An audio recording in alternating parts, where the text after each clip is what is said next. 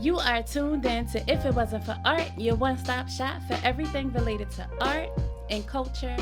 I am your host, the Phoxx, and this is episode 7. I want to thank y'all for rocking with me so far.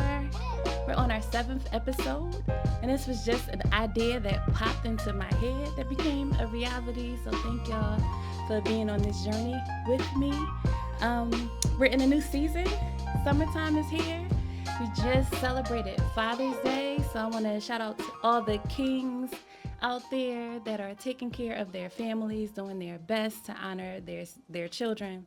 So, yeah, in honor of Father's Day, I wanted to share a lesson that my dad shared with me that stuck with me throughout my life.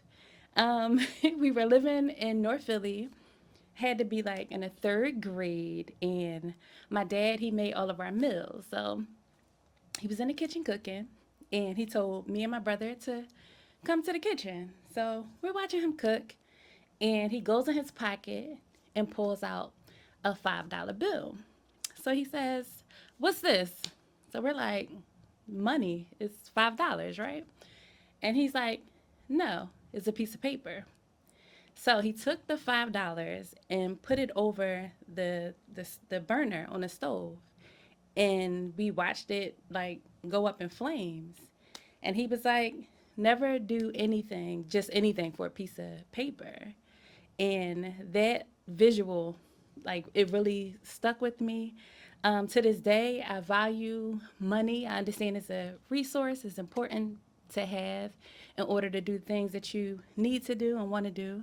But I never fell in love with money. So, yeah, thanks to my dad for teaching us that and giving us that visual.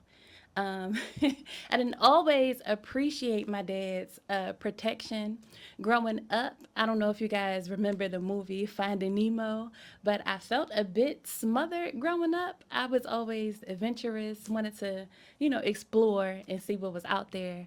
And my dad always kept like a close watch on me and what I was doing, what I was listening to.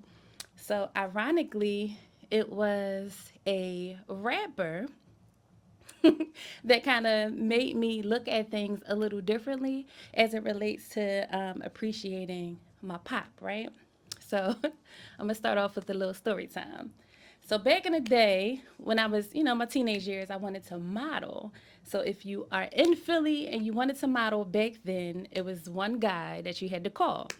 Calvin, right?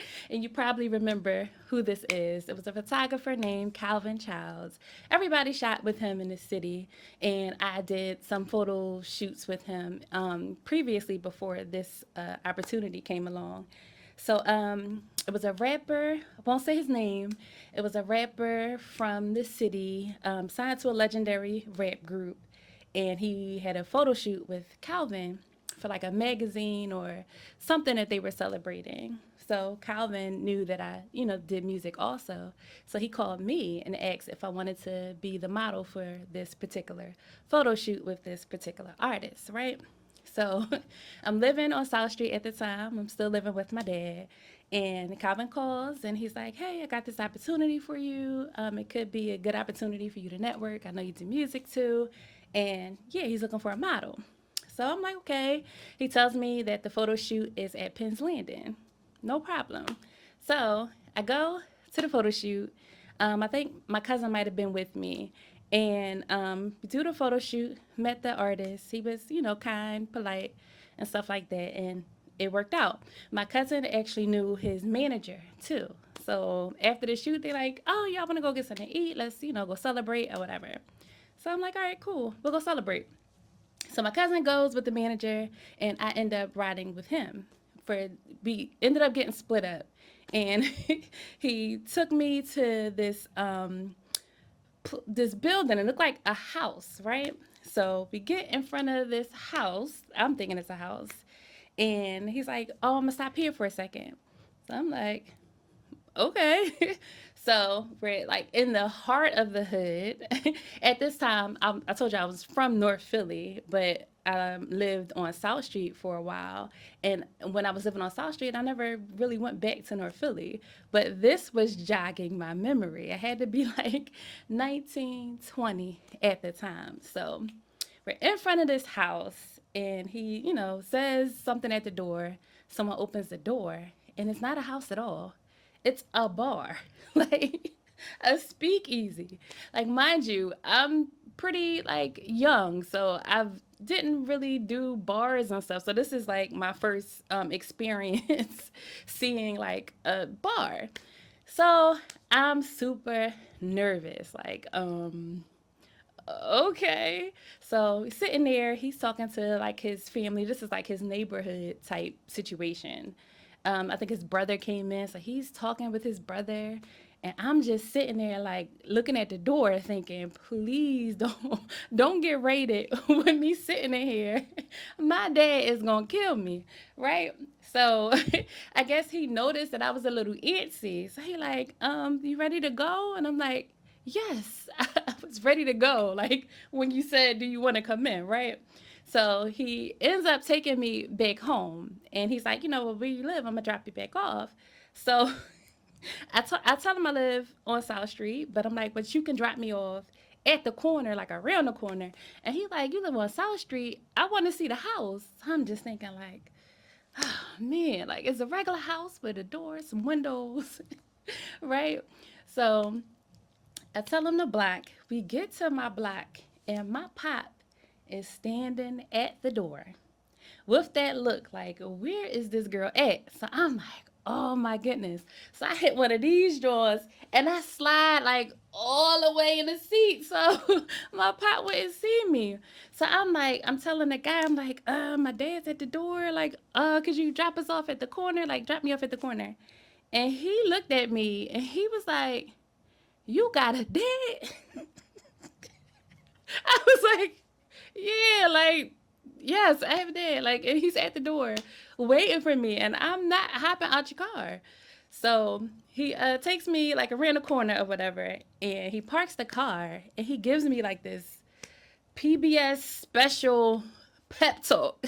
Like, yo, I think it's dope that you got a dad and he really cares about you. Like, I wish I had a dad. And I just was like, oh, I didn't think about it like that. So, yeah, he really changed my perspective on having my dad and the protection of my dad. The artist also asked me to rhyme for him. So I ended up rapping, and he was like, you good enough to make money from rapping, but you can't be rapping like that. At the time, I was the only female rapping with the all male rap group in South Philly, right? So I would always match their energy with like the bars. But when we all like went our separate ways, I never really thought about what it was I wanted to say, like as a solo artist, and the things that were important to me. So he also planted that seed in my head as it relates to just having your own voice and being an authentic artist, right? So we never kept in touch, but I did end up seeing this artist years and years later in his role as a dad. And he always looked at me like, where do I know her from? And I never acknowledged that I knew him. I would just be like, "Hey, Dad, how you doing?" And would keep it moving. Seeing him years later, but that was something that stuck with me, and his words made me really appreciate how much of an honor it is to, have my dad. So yeah, love my dad. All right, so that was the story time. One of my homies on IG, one of my rapper homies, he asked me for the Ask an Artist question. He wanted to know my top five most underrated artists. So I'm going to give y'all my top five most underrated before we get into the main topic of episode 7. Um, yeah, I'm going to wait to tell y'all. All right, so where my top five? All right. So this is my top five most underrated artists. I kind of snuck in a six, but yeah, the first artist I would say that's underrated is Memphis Bleak. I watched Memphis Bleak Front Porch, and I forgot all about them records. Like, what you think of that? Round here, like I think he was one of the first artists to have like a feature from Ti. Like that was major. So I remember my cousin had that CD, and I remember listening to it and actually really enjoying it. All of his like uh, songs with Jay Z were classics to me.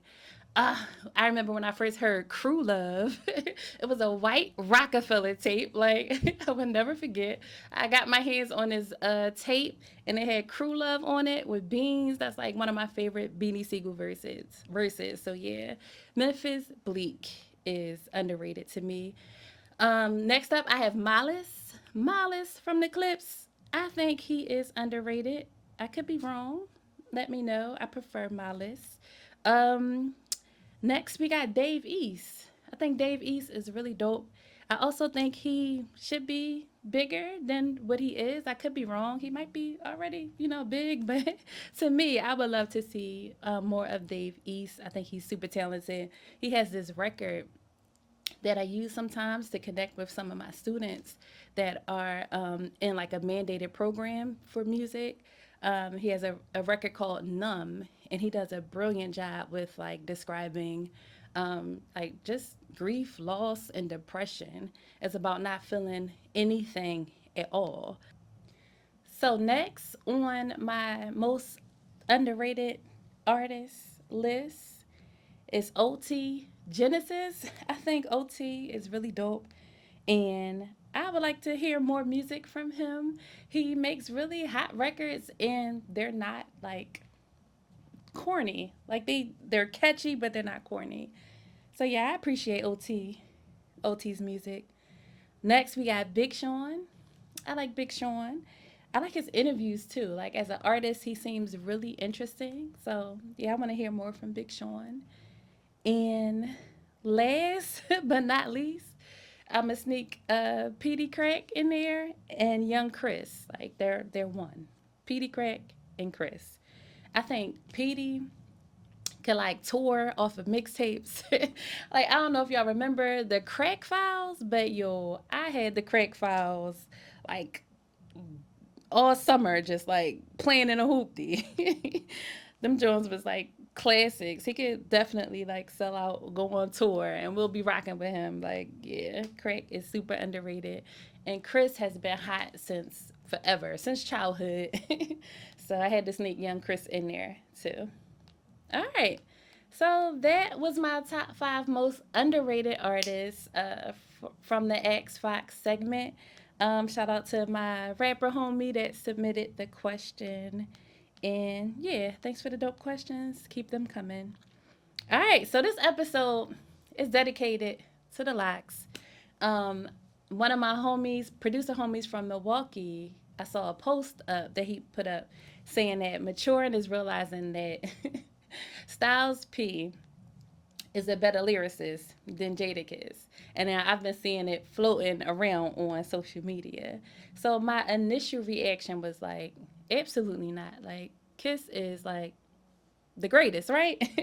But then I had to think back, like, wait, I was able to catch Styles P rock a solo show. And when I tell you he killed it, and it made me look at him and see him as a solo artist separate from the group.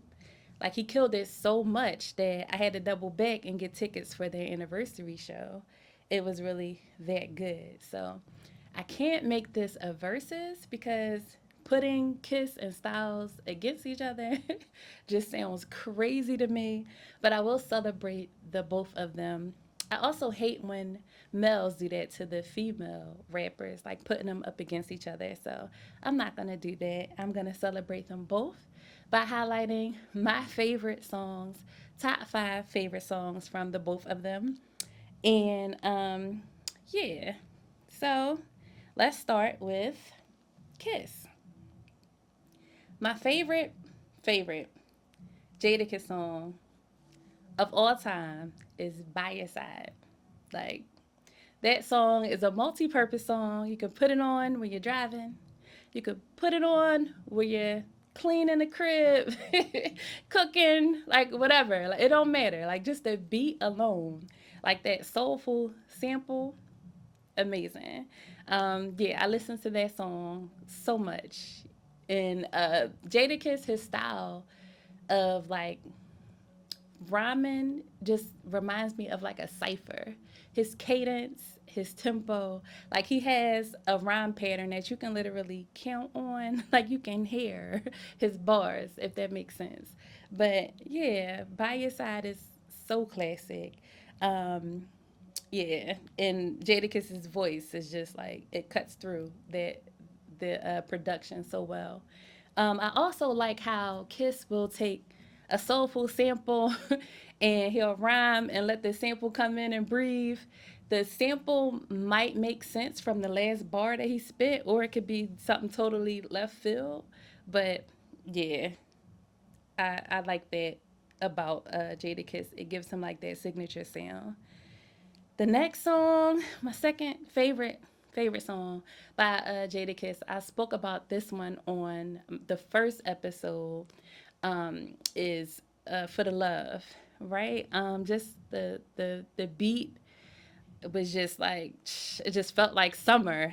Like For the Love is classic. When you think of me, you think of a problem. Who, what, when, or how you going? Automatic or revolve 'em. Yeah, that was the first song that kind of made him stand out from the group to me, and that song made him one of my favorite members.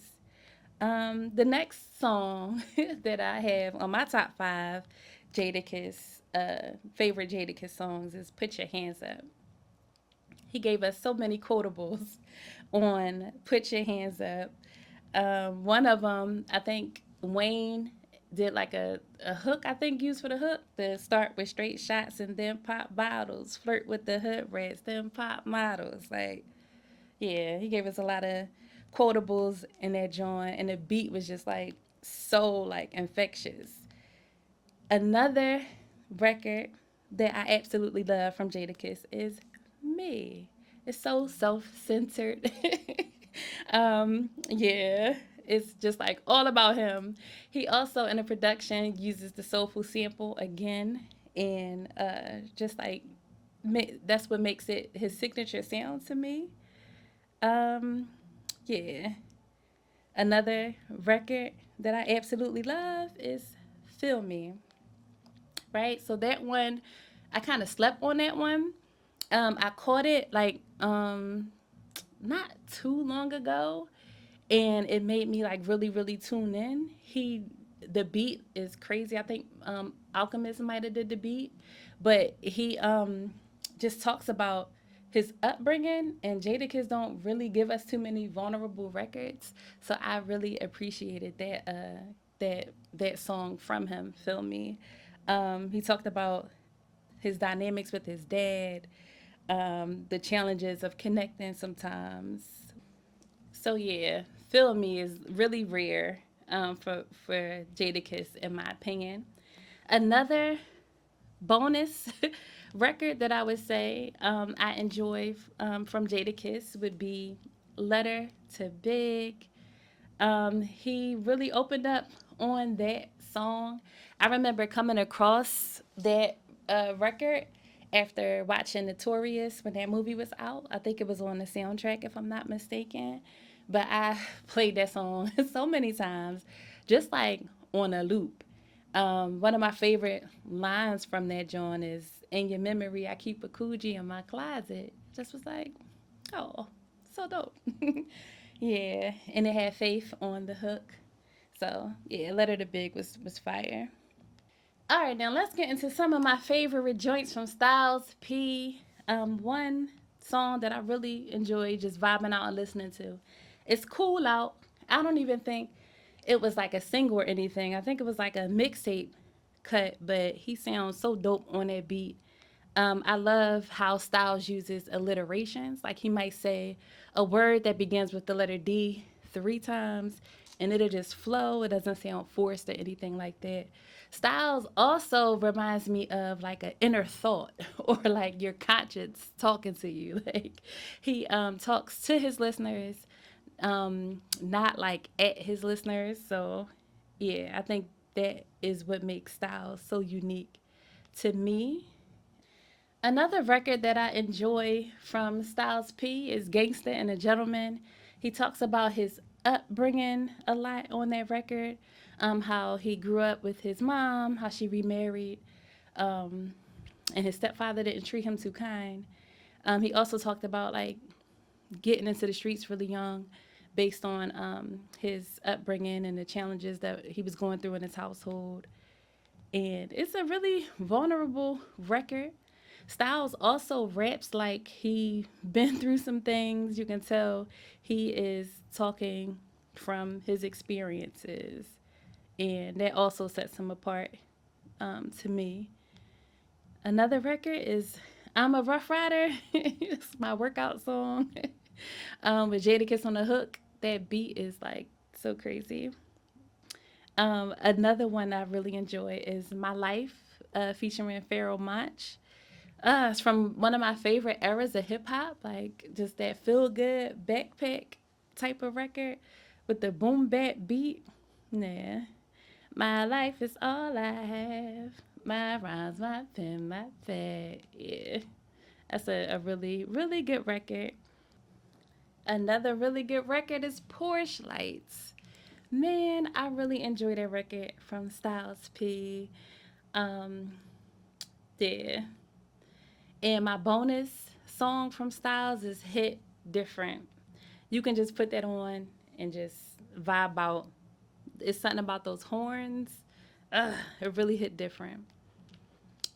All right, so if you're going to compare them, let's compare them in like a commercial category. So in the comments, if y'all want to talk about what songs you prefer over which artist, whatever, that's fine. I'll hop in the comments and tussle with y'all. But all right, yeah. So my commercial Kiss records. Let's start with Kiss. Why? Now, the concept for that song is super creative. And I appreciate that record. I also like the balance with the soul, which is a Jadakiss signature. He had Anthony Hamilton on that hook. So, yeah, Why is a commercial classic from Kiss. Also, Knock Yourself Out. Knock Yourself Out. I used to run home to catch that video on 106 in Park. The new kids will never understand. But yeah, Knock Yourself Out is classic. And I love when they do that live. Like they switch the beat. Like Jadakiss has switched the beat up and a rhyme on it. And it just takes the song to like another level. I love that record, Knock Yourself Out. Now let's switch the styles. I Get High. Classic commercial record. It's hard and it's commercial. Another one is Locked Up by Styles and Akon. Super classic. And I would say Styles commercial records were hard.